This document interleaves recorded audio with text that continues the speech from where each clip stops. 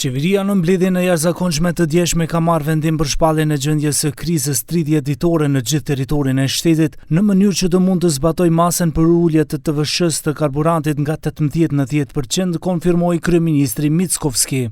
Ai vlerëson se me këtë ulje është ndërmarrë një veprim më i fuqishëm, pasi nëse do të ndërhyjë në akcizë, ulja për benzinën do të ishte 1 denar, ndërsa për dizelin 2 denar për litër, ndërsa tani çmimet ulen nga 6.5 deri në 7 denar për litër. Дневната заштеда е повеќе од 200.000 евра за граѓаните. Очекуваме неделно да биде околу 1,5 милиони евра, отприлика. Така што ќе видиме, ќе следиме состојбата и наместо да бидеме реактивни, ќе бидеме проактивни, ќе повторам.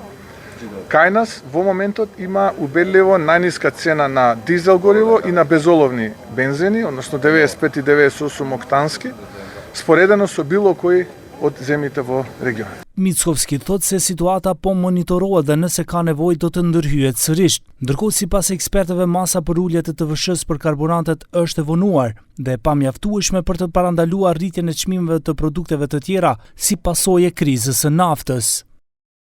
Mislim дека тоа не е доволно, поради тоа што самиот факт што другите влади на соседните земји имат многу подрастично преземени мерки, не значи многу, поради тоа што сите производи ќе се зголемуваат, имајќи во предвид дека енергијата е основа за производство на повеќето производи. Edhe opozita social-demokrate vlerëson se masat janë të pamjaftueshme dhe të vonuara. Nga partia reaguan edhe ndaj deklaratave të VMRO-s për kursim të qytetarëve.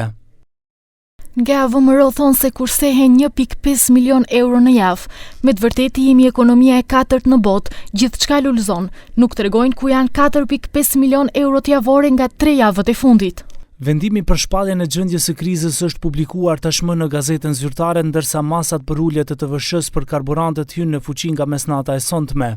Sipas arsyetimit, gjendja e krizës është shpallur për të lehtësuar zbatimin e masave për përballimin e pasojave nga situata në lindje të mesme.